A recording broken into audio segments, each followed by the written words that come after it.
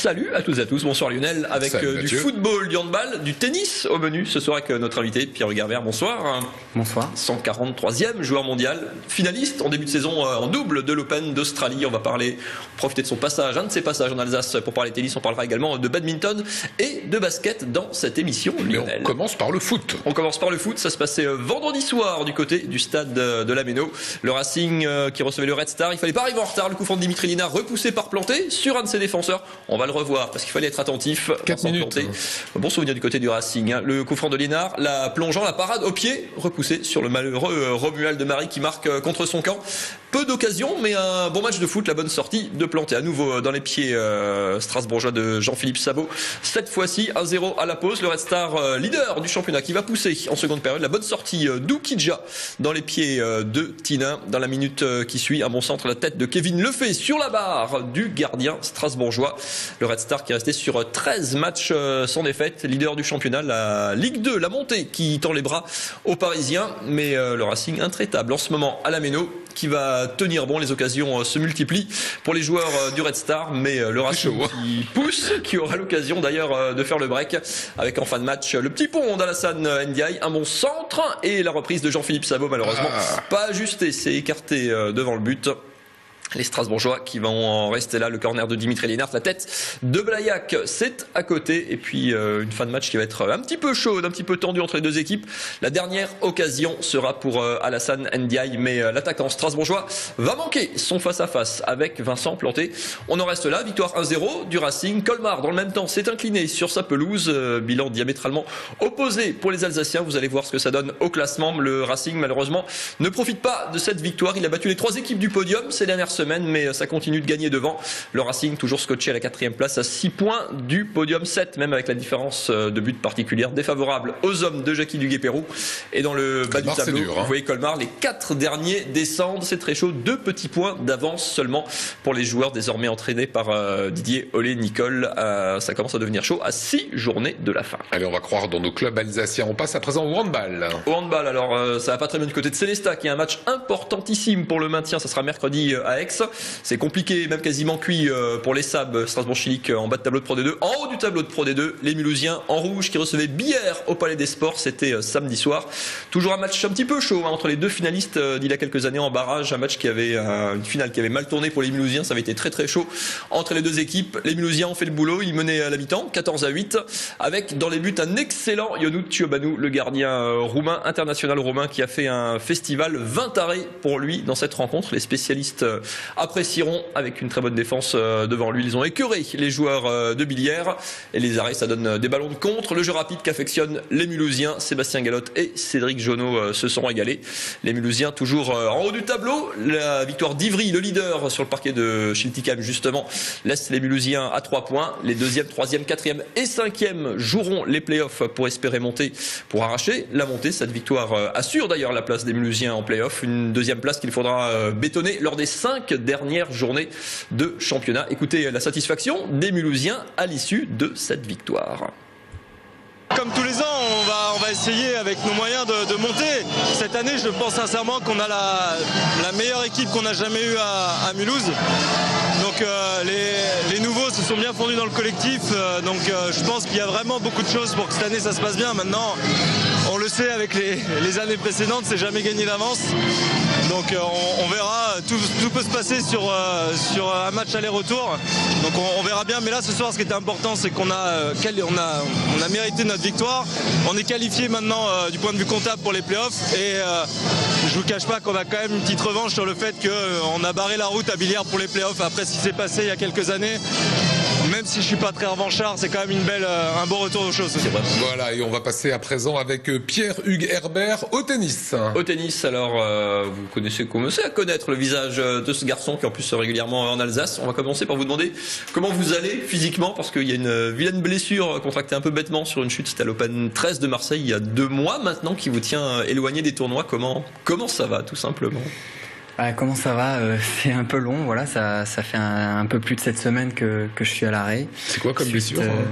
Suite à une chute, en fait, je suis tombé contre Gilles Simon à Marseille sur donc la TP 250 de Marseille sur une course et je me suis malheureusement luxé l'épaule, subluxé. Donc ça n'a pas duré très longtemps, mais j'ai abîmé un peu mon épaule et donc voilà, je reprends tout doucement. Il y a eu de l'immobilisation pendant un certain temps et là voilà, j'arrive tout doucement à retaper du fond, à resservir tout doucement et je suis très impatient de repartir sur le circuit. C'est programmé déjà le retour? Il y a la saison sur terre battue qui commence. Ouais, il y a la saison sur terre battue qui commence. Il y a Roland Garros qui approche à grands pas. J'aimerais vraiment pouvoir y participer. Et donc voilà, on va tout faire pour être prêt un peu avant, pour pouvoir se préparer. Un mois et demi, c'est jouable? Un mois et demi de Roland Garros? C'est toujours jouable. Voilà. Là, vous vous sentez comment là? En tout cas, ça va dans le bon sens. Voilà, ça progresse doucement. J'arrive à servir, on va dire, aux alentours de 150 km/h. Alors, ça suffit pas pour. Ça fait rêver tous les gens qui nous regardent, mais ça suffit pas tout à fait au haut niveau. Ça suffit pas au haut niveau, mais donc voilà, en tout cas, je prendrai mon temps quoi qu'il arrive, et l'objectif, ça sera de repartir sur le circuit, une bonne fois pour toutes, et sans blessure, et avec une épaule intacte. C'est papa qui vous soigne en ce moment, parce que vous avez un parcours un peu atypique. C'est papa qui vous entraîne. Vous êtes scolarisé en Allemagne. Enfin, été scolarisé. Vous étiez. Ouais. Voilà. Non, effectivement, oui. Je profite un peu de ce moment un peu dur où j'ai le temps de passer un peu de temps donc chez mes parents dans ma région, là où j'ai grandi, et parce que ça fait maintenant presque une dizaine d'années que cette région, je la quitte régulièrement et je suis très souvent sur le circuit. Donc j'en profite, je dors chez mes parents, je m'entraîne même là avec des jeunes de Strasbourg qui me servent de sparring partner et je profite un peu de l'Alsace. Alors on parlait de Roland Garros qui est la grosse échéance. L'autre grand chelem du début de saison, c'est l'Open d'Australie. Vous êtes allé en finale du double avec Nicolas Mahut. Ça reste quoi? Ça reste le grand souvenir. Qu'est-ce qu'il en reste justement 3 mois après maintenant? Ça reste sûrement le plus beau souvenir de ma carrière. J'espère que ça sera pas le plus beau et qu'il y en aura d'autres encore plus énormes. Ce qui est sûr, c'est que c'est la première fois que j'arrivais en deuxième semaine d'un grand chelem. Donc j'ai découvert énormément de choses. C'était même la première fois que je gagnais un match au premier tour dans ce grand chelem, donc même en double dans le tableau final. Donc c'était plein de nouvelles expériences qui m'ont fait découvrir plein de choses et qui m'ont appris plein de choses sur moi-même. Et c'était ma première finale de grand chelem, et ça c'est pas rien. Alors on va revenir dans un instant avec Pierre Hugues. Il y a d'autres actus sportifs du week-end, notamment du badminton. Ouais, du badminton. Regardez ces images, ça se passait samedi après-midi à la Salérade à Strasbourg, dernière journée des interclubs de badminton. La SPTT Strasbourg en orange au premier plan, match sans grand enjeu. Il recevait Aulnay-sous-Bois. C'était la dernière journée, mais Strasbourg était d'ores et déjà assuré de terminer deuxième de son groupe et donc de se qualifier pour les demi-finales du championnat de France. Ce sera les 1er et 2 mai prochains du côté de Rouen. La SPTT Strasbourg qui était champion de France il y a 2 ans, c'était donc en 2013, qui s'est incliné lors de cette journée sans enjeu. 5 victoires à 3. Les doubles mixtes ont finalement été décisifs, mais l'idée c'était aussi d'aller voir les Sachina Vin qu'on avait reçus sur ce plateau il y a quelques semaines, la numéro 1 française, double championne de France, qui n'était pas là. Elle s'est blessée assez gravement, rupture des ligaments croisés du genou lors d'un tournoi à Orléans. Elle a été opérée la semaine dernière, mais sa saison 2015 évidemment est d'ores et déjà terminée. Écoutez-la. Physiquement, c'est un peu dur parce que j'ai mal, je sens la douleur, mais mentalement, ça va mieux. Depuis la semaine dernière, je me sens beaucoup mieux. J'ai accepté ma blessure et je me suis fixé d'autres objectifs. J'ai commencé la rééducation hier et ça va prendre au moins 6 mois. Ça, c'est le minimum. Et normalement, je pourrais reprendre la compétition fin novembre-décembre. J'ai une équipe, j'ai mon entraîneur qui me soutient et je sais que je vais y arriver de toute manière. Alors, on l'avait reçu sur ce plateau il n'y a pas très longtemps. Alors, pour être complet, il faut parler de basket aussi. Basket, c'était du côté de Mulhouse. Vendredi soir, cette fois-ci, toujours au Palais des Sports, le FCM basket qui va beaucoup mieux en cette deuxième partie de saison. Recevait Chartres. Vincent Bessières y était. Regardez. le FCM Basket a échoué dans un match à sens unique contre Chartres. Un coup d'arrêt pour cette équipe qui n'avait plus perdu depuis le mois de février. Il faut oublier au plus vite ce match et se pencher sur celui qui va venir vendredi à Épinal. Voilà, c'est ce que je retiens ce soir. Un match où on est passé complètement au travers. Je crois que ça arrive de temps en temps dans la saison et malheureusement c'est arrivé à domicile et c'est dommage. Les Alsaciens n'ont jamais été dans le rythme du match. Dans le premier quart-temps, Chartres enchaîne les occasions à 3 points et finit les 10 premières minutes sur le score de 31-27. Les hommes de Jamel Benhabib ne brillent pas par leur défense et rentrent au vestiaire à la pause avec 18 points de retard, 52-34. En seconde période, Chartres creuse encore l'écart et continue de briller par son adresse à 3 points. 47-74 à la fin du troisième, Mulhouse ne trouve aucune solution pour revenir au score et s'incline finalement 91-76. Une défaite qu'il faut vite oublier.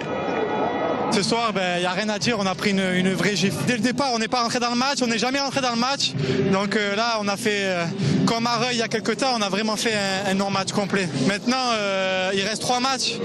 Je ne sais pas si on fera les playoffs, mais en tout cas, il faut finir la saison du mieux possible pour nous, pour le club et pour les supporters. Une défaite qui ne va pas faire oublier la très belle deuxième partie de saison. Relégables, au terme des matchs allés, les Mulhousiens réalisent un excellent cycle retour avec 9 victoires pour seulement 3 défaites et sont passés de la zone rouge à candidat aux playoffs. On a perdu un match, on n'a pas perdu, la guerre. On revient de très loin, on est aujourd'hui 8e. Voilà, il faut se battre jusqu'au bout. On savait que ça serait difficile ce soir.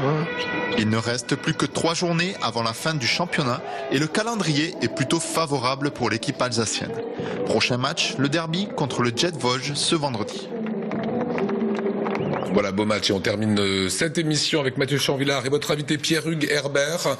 On a parlé de votre condition physique. Un petit mot, je suis toujours un petit peu curieux de ça. Vous êtes presque dans les 100 mondiaux. Est-ce que, quand on est dans les 100 mondiaux, est-ce qu'on commence à vivre de sa passion du tennis ? Ah, c'est sûr, on commence vraiment à en vivre à partir du moment où on rentre dans cette tranche de classement. Voilà, c'est sûr que les 9 années, on va dire, où j'étais dans le dur, où on investit, où on perd quasiment de l'argent chaque année, commence à petit à petit. On récolte. Voilà, on commence à récolter en montant le classement. Et c'est sûr que là, en faisant par exemple une finale de Grand Chelem, j'ai un peu, j'ai pu mettre un peu, même carrément un peu de sous. On gagne quoi sur une finale de Grand Chelem comme ça ça dépend, voilà. On le dira pas au fisc. Hein. On dira pas au fisc. Non, mais on gagne, ça joue pour jouer en finale. Par exemple, jouer la finale d'un Grand Chelem, on joue pour 200 000 dollars australiens. Ouais, donc après, faut comparer, mais c'est beaucoup d'argent. Ouais, bien sûr. Et on récolte. C'est une fois, voilà, c'est ça. Faut mettre c'est une fois, voilà. Sur le c'était un exploit, c'est sûr que là, ça donne envie de réitérer. Ça donne envie de le réitérer, l'exploit. Ça donne envie de le réitérer, effectivement. 2014, c'était un cap quand même, l'apparition dans le tableau final à Roland-Garros, à Wimbledon, dont vous avez gagné le double en junior en 2009, en l'hiver 2013, Bercy contre Djoko. Enfin, on a l'impression que depuis 1 an et demi, il y a ce cap qui est en train de se passer sportivement, dans la tête aussi peut-être. On franchit vraiment un cap, on rentre dans ce cercle un peu fermé vraiment du tennis pro. Non, c'est sûr que 2014 a été plutôt une belle année. J'ai eu beaucoup de premières. J'ai gagné mon premier Challenger, qui est un tournoi de la 2e division. J'ai joué mon premier Roland-Garros dans le tableau final en simple.